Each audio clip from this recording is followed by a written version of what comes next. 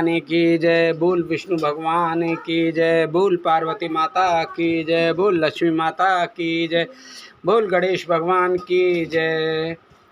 विष्णु भगवान की सत्यनारायण व्रत कथा। बोल विष्णु भगवान की जय। श्री सत्यनारायण व्रत कथा, पहला अध्याय। एक समय नैमिषारण्य तीर्थ में शौनकादिक 88,000 ऋषियों ने श्री सूत जी से पूछा, हे प्रभु, इस कलयुग में वेद विद्या रहित मनुष्यों को प्रभु भक्ति किस प्रकार मिलेगी तथा उनका उद्धार कैसे होगा? इसलिए हे मुनिश्रेष्ठ, कोई ऐसा तप कहिए जिससे थोड़े समय में पुण्य प्राप्त हो में तथा मनवांछित फल मिले। वह कथा सुनने की हमारी इच्छा है। सर्वशास्त्र ज्ञाता श्री सूत जी बोले, हे वैष्णवों, मैं पूज्य, आप सबने प्राणियों के हित की बात पूछी है। अब मैं उस श्रेष्ठ व्रत को आप लोगों से कहूँगा जिस व्रत को नारद जी ने लक्ष्मी नारायण से पूछा था और लक्ष्मीपति ने मुनिश्रेष्ठ नारद से कहा था। सो ध्यान से सुनो। एक समय देव ऋषि नारद जी दूसरों के हित की इच्छा से अनेक लोकों में घूमते हुए मृत्युलोक में आ पहुँचे। यहाँ अनेक योनियों में जन्मे हुए प्राय सभी मनुष्यों को अपने कर्मों द्वारा अनेकों दुखों से पीड़ित देखकर सोचा, किस यत्न के करने से निश्चय ही प्राणियों के दुखों का नाश हो सकेगा।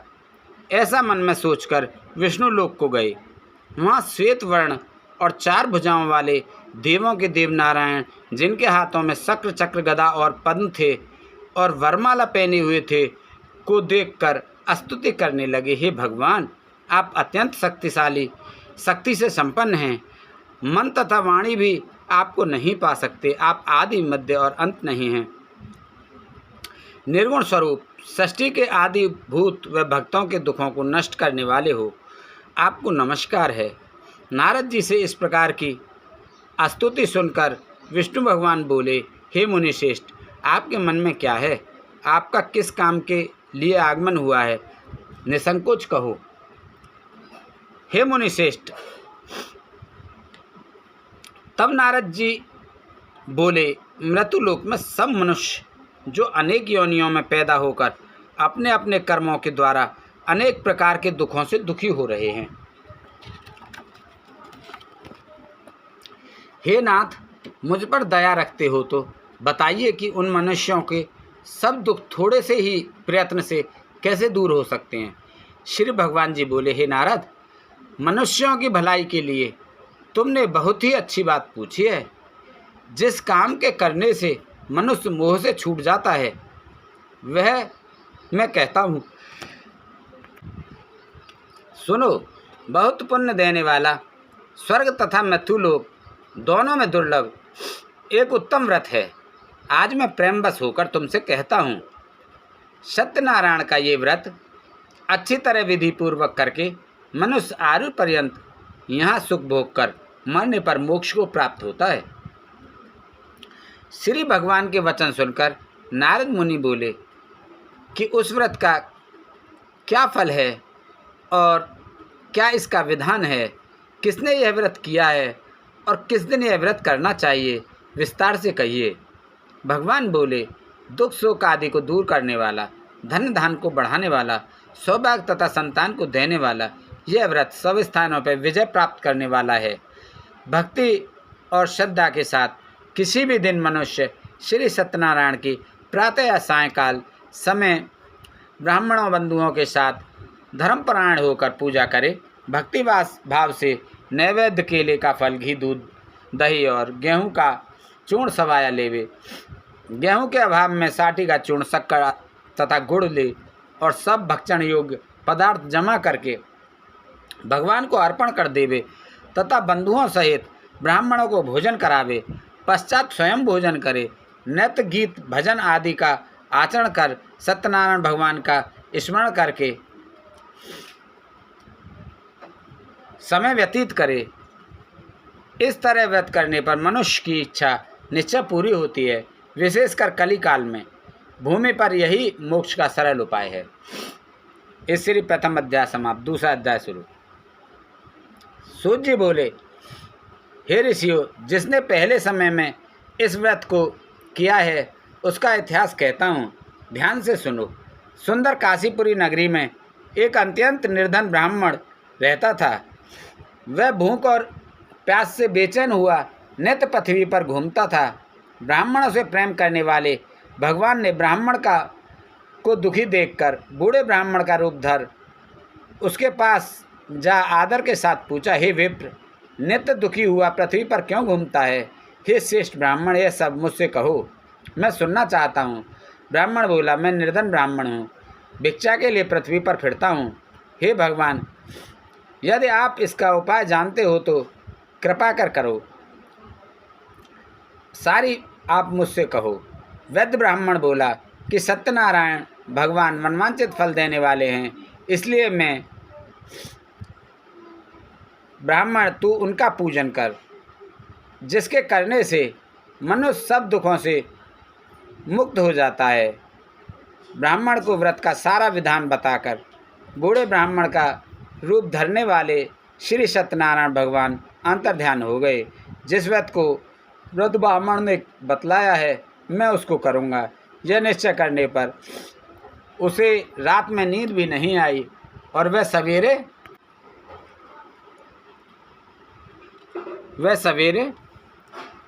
उठ सत्यनारायण के व्रत का निश्चय कर भिक्षा के लिए चला। उसको भिक्षा में बहुत धन मिला, जिससे बंधु बांधवों के साथ उसने सत्यनारायण का व्रत किया। इसके करने से वह ब्राह्मण सब दुखों से छूटकर अनेक प्रकार की संपत्तियों से युक्त हुआ। उस समय से वह ब्राह्मण हर मास व्रत करने लगा। इस तरह सत्यनारायण भगवान के व्रत को जो करेगा वह मनुष्य सब दुखों से छूट जाएगा। इस तरह नारद जी से नारायण का कहा हुआ यह व्रत मैंने तुमसे कहा। हे विप्रो, मैं अब और क्या कहूँ? ऋषि बोले, हे मुनीश्वर, संसार में इस ब्राह्मण से सुनकर किसने किसने इस व्रत को किया, हम यह सब सुनना चाहते हैं। इसके लिए हमारे मन में अत्यंत श्रद्धा है। सूत जी बोले, हे मुनियों, जिसने इस व्रत को किया है वह सब मैं आपसे कहता हूँ। एक समय वही ब्राह्मण धन और ऐश्वर्य के अनुसार बंधु बांधवों के साथ व्रत करने को तैयार हुआ। उसी समय एक लकड़ी बेचने वाला बूढ़ा आदमी आया और बाहर लकड़ियों को रखकर ब्राह्मण के मकान में गया। प्यास से दुखी लकड़हारा उनको व्रत करते देखकर ब्राह्मण को नमस्कार कर कहने लगा कि आप यह क्या कर रहे हैं और इसके करने से क्या फल मिलता है? कृपया कर आप मुझसे कहो। ब्राह्मण ने कहा, सब मनोकामनाओं को पूरा करने वाला यह सत्यनारायण भगवान का व्रत है। इसकी ही कृपा से मेरे यहाँ धन धान्य आदि की वृद्धि हुई है। ब्राह्मण से इस व्रत के बारे में जानकर लकड़हारा बहुत प्रसन्न हुआ। चरणामृत ले और प्रसाद खाने के बाद अपने घर को गया। लकड़हारे ने अपने मन में इस प्रकार संकल्प लिया कि आज नगर में लकड़ी बेचने से जो धन मिलेगा उसी से सत्यनारायण देव का उत्तम व्रत करूँगा। यह मन में विचार कर वह बूढ़ा आदमी लकड़ियों को अपने सिर पर रखकर जिस नगर में धनवान लोग रहते थे वह ऐसे सुंदर नगर में गया। उस रोज़ वहाँ पर उसे उन लकड़ियों का दाम पहले दिनों से चौगुना मिला। तब वह बूढ़ा लकड़हारा दाम ले और अति प्रसन्न होकर पक्के केले की पुली, शक्कर, घी, दूध, दही और गेहूं का आटा इत्यादि सत्यनारायण भगवान के व्रत की सभी सामग्रियों को लेकर अपने घर गया। फिर उसने अपने भाइयों को बुलाकर विधि के साथ भगवान जी का पूजन कर व्रत किया। उस व्रत के प्रभाव से वह बूढ़ा लकड़हारा धन धान पुत्र आदि से युक्त हुआ और संसार के समस्त सुख भोग कर बैकुंठ को चला गया। इस श्री सत्यनारायण भगवान का द्वितीय अध्याय समाप्त। बोलो हरिओम नमो नमे। तीसरा अध्याय शुरू। सूत जी बोले, हे श्रेष्ठ मुनियों, अब आगे की कथा कहता हूँ, सुनो। पहले समय में उल्कामुख नाम का एक राजा था। वह सत्यवक्ता और जितेंद्रिय था। प्रतिदिन देव स्थानों पर जाता तथा गरीबों को धन देकर उनके कष्ट दूर करता था। उसकी पत्नी कमल के समान मुख वाली और सती साध्वी थी।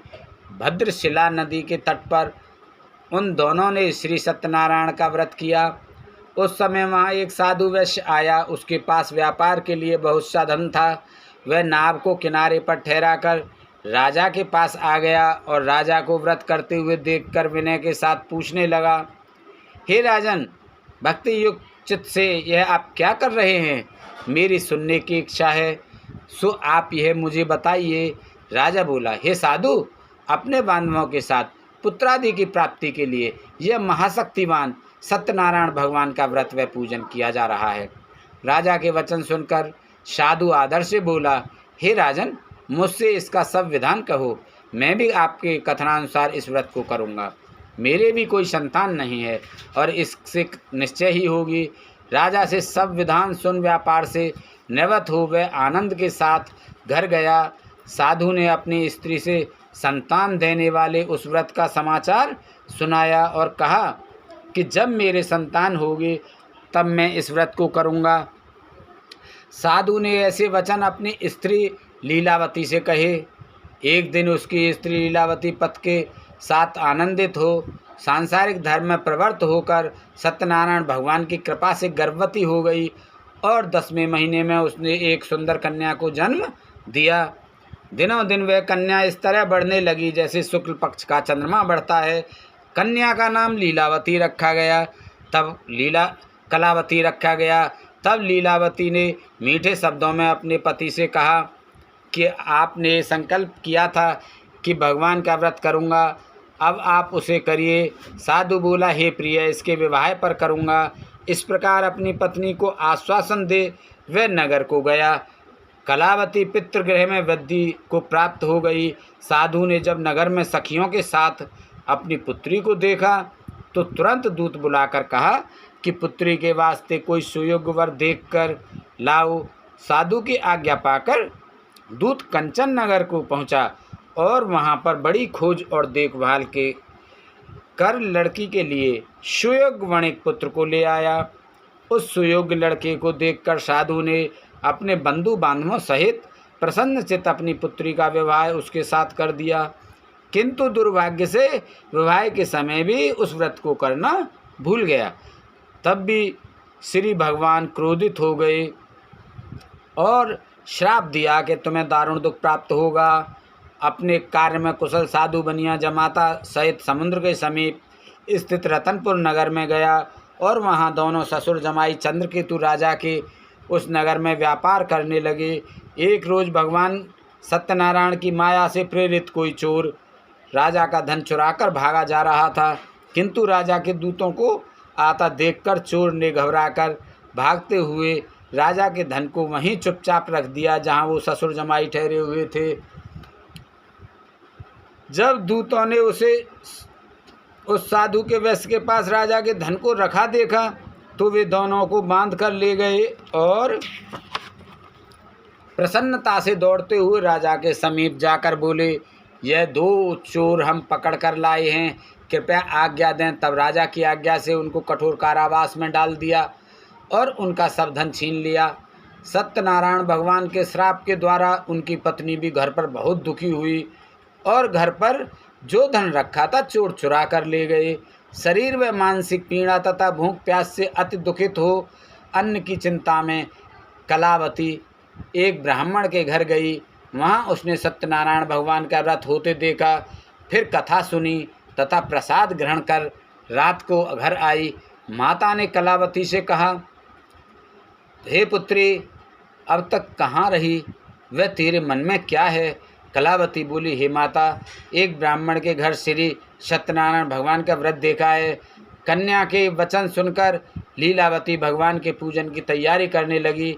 लीलावती ने परिवार और बंधुओं सहित श्री सत्यनारायण भगवान का पूजन किया और वर मांगा कि मेरे पति और दामाद शीघ्र घर आ जावें। साथ ही प्रार्थना की कि हम सब का अपराध क्षमा करो। सत्यनारायण भगवान इस व्रत से संतुष्ट हो गए और राजा चंद्रकेतु को स्वप्न में दर्शन देकर कहा, हे राजन, दोनों वैश्यों को प्रातः ही छोड़ दो और उनका सब धन जो तुमने ग्रहण किया है दे दो, नहीं तो मैं तेरा धन धान्य राजपुत्र आदि सब नष्ट कर दूंगा। राजा से ऐसे वचन कहकर भगवान अंतर्ध्यान हो गए। प्रातःकाल राजा चंद्रकेतु ने सभा में अपना स्वप्न सुनाया। फिर दोनों वणिक पुत्रों को कैद से मुक्त कर सभा में बुलाया। दोनों ने आते ही राजा को नमस्कार किया। राजा मीठे वचनों से बोला, हे महान भावो, भावी वस्तु में ऐसा कठिन दुख प्राप्त हुआ है, अब तुम्हें कोई भय नहीं।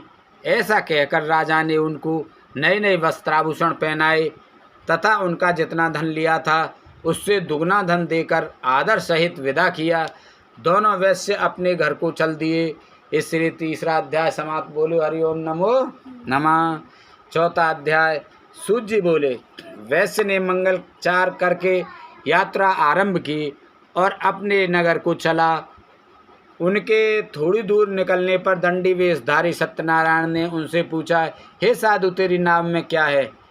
अभिमानी वणिक हंसता हुआ बोला, हे दंडी, आप क्यों पूछते हो? क्या धन लेने की इच्छा है? मेरी नाम में तो बेल पत्ते आदि भरे हुए हैं। वैश्य का कठोर वचन सुनकर भगवान के ने कहा, तुम्हारा वचन सत्य हो।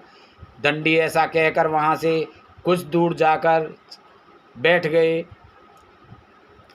समुद्र के किनारे बैठे हुए दंडी के जाने पर वैश्य ने नित्य क्रिया करने के बाद नाव को ऊंची उठा देखकर अचंबा किया और नाव में बेल पत्ते आदि देखकर मूर्छित होकर जमीन पर गिर पड़ा। फिर मूर्छा खुलने पर अत्यंत शोक प्रकट करने लगा। तब उसका दामाद बोला कि आप शोक ना करें, यह दंडी का श्राप है, अतः उनकी शरण में चलना चाहिए, तभी हमारी मनोकामना पूरी होगी। दामाद के वचन सुनकर साधु वणिक दंडी के पास पहुंचा और अत्यंत भक्ति भाव से नमस्कार करके बोला, हे भगवान, आपकी माया से मोहित ब्रह्मा आदि भी आपके रूप को नहीं जानते, तब मैं अज्ञानी कैसे जान सकता हूँ?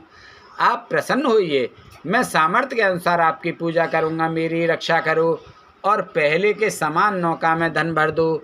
उसके भक्ति युक्त वचन सुनकर भगवान प्रसन्न हो उसकी इच्छा अनुसार वर देकर अंतर्ध्यान हो गए। तब उन्होंने नाव पर आकर देखा कि नाव धन से परिपूर्ण है। फिर वह भगवान सत्यनारायण का पूजन कर साथियों सहित अपने नगर को चला। जब अपने नगर के निकट पहुंचा तब दूत को घर भेजा। दूत ने साधु के घर जा उसकी स्त्री को नमस्कार कर कहा कि साधु अपने दामाद सहित इस नगर के समीप आ गए हैं। ऐसा वचन सुन साधु की स्त्री ने बड़े हर्ष के साथ सत्यदेव का पूजन कर पुत्री से कहा, मैं अपने पति के दर्शन को जाती हूँ, तू कार्य पूर्ण कर शीघ्र आना। माता के ऐसे वचन सुनकर कलावती प्रसाद छोड़कर पति के पास गई। प्रसाद की अविज्ञा के कारण सत्यदेव ने रुष्ट हो उसके पति को नाव सहित पानी में डुबो दिया। कलावती अपने पति को न देखकर रोती हुई जमीन पर गिर गई। इस तरह नौका को डूबा हुआ देख तथा कन्या को रोता देख साधु दुखित हो बोला, हे प्रभु, मुझसे या मेरे परिवार से जो भूल हुई है उसे क्षमा करो। उसके दीन वचन सुनकर सत्यदेव प्रसन्न हो गए और आकाशवाणी हुई, हे साधु, तेरी कन्या मेरे प्रसाद को छोड़कर आई है, इसलिए इसका पति अदस्य हुआ है। यदि वह घर जाकर प्रसाद खाकर लौटे तो इसे पति अवश्य मिलेगा। ऐसी आकाशवाणी सुनकर कलावती ने घर पहुंचकर प्रसाद खाया, फिर आकर पति के दर्शन किए। तत्पश्चात साधु ने बंधु बांधवों सहित सत्यदेव का विधि पूर्वक पूजन किया। उस दिन से वह प्रत्येक पूर्णिमा को सत्यनारायण भगवान का पूजन एवं कथा करने लगा। इस प्रकार वह इस लोक का सुख भोग कर अंत में स्वर्गलोक को गया। श्री चतुर्थ अध्याय समाप्त। बोलो हरिओम नमो नमः। पांचवा अध्याय। सूत जी बोले, हे ऋषियों, मैं और भी कथा कहता हूँ, सुनो। प्रजापालन में लीन तुंगजदुत नाम का एक राजा था। उसने भी भगवान का प्रसाद त्याग कर बहुत दुख पाया। एक समय वन में जाकर वन्य जीव पशुओं को मारकर बड़े के पेड़ के नीचे आया। वहाँ उसने ग्वालों को भक्ति भाव से बांधवों सहित सत्यनारायण जी का पूजन करते देखा। राजा देखकर भी अभिमानवश वहाँ नहीं गया और न नमस्कार ही किया। जब ग्वालों ने भगवान का प्रसाद उसके सामने रखा तो वह प्रसाद को त्याग कर अपनी सुंदर नगरी को चला। वहाँ उसने अपना सब कुछ नष्ट पाया तो वह जान गया कि यह सब भगवान ने किया है। तब वह विश्वास कर ग्वालों के समीप गया और विधि पूर्वक पूजन कर प्रसाद खाया तो सत्यदेव की कृपा से पहले जैसा था वैसा ही हो गया। फिर दीर्घ काल तक सुख भोग कर मरने पर स्वर्गलोक को गया। जो मनुष्य इस परम दुर्लभ व्रत को करेगा, भगवान की कृपा से उसे धन धान्य की प्राप्ति होती है तथा सब मनोरथ पूर्ण होकर अंत में वैकुंठ धाम को जाता है। जिन्होंने पहले इस व्रत को किया, अब उनके दूसरे जन्म की कथा सुनो। वृद्ध शतानंद ब्राह्मण ने सुदामा का जन्म लेकर मोक्ष को पाया। उल्कामुख नाम का राजा दशरथ होकर वैकुंठ को प्राप्त हुआ। साधु नाम के वैश्य ने मोरध्वज ध्वज बनकर अपने पुत्र को आरे से चीरकर मोक्ष को प्राप्त किया। महाराज तुंगध्वज ने स्वयंभू होकर भगवान में भक्ति युक्त कर्म कर मोक्ष को प्राप्त किया। श्री सत्यनारायण व्रत कथा संपूर्णम। बोलियो सत्यनारायण भगवान की जय। श्री सत्यनारायण जी की आरती। ओम जय लक्ष्मी रमणा स्वामी, जय लक्ष्मी रमणा। सत्यनारायण स्वामी जन पातक हरणा। ओम जय लक्ष्मी रमणा। रत्न जड़ित सिंहासन अद्भुत छविराज, स्वामी अद्भुत छविराज। नारद करत निराजन, नारद करत निराजन, घंटा ध्वनि बाज। ओम जय लक्ष्मी रमणा। प्रगट भये कलि कारण, तुझको दरस दियो, स्वामी तुझको दरस दियो। बूढ़ो ब्राह्मण बन कर, बूढ़ो ब्राह्मण बन कर कंचन महल कियो। ओम जय लक्ष्मी रमणा। दुर्बल भील कठारो, जिन पर कृपा करी, स्वामी जिन पर कृपा करी। चंद्रचूर्ण एक राजा, चंद्रचूर्ण एक राजा, जिनकी विपत हरी। ओम जय लक्ष्मी रमणा।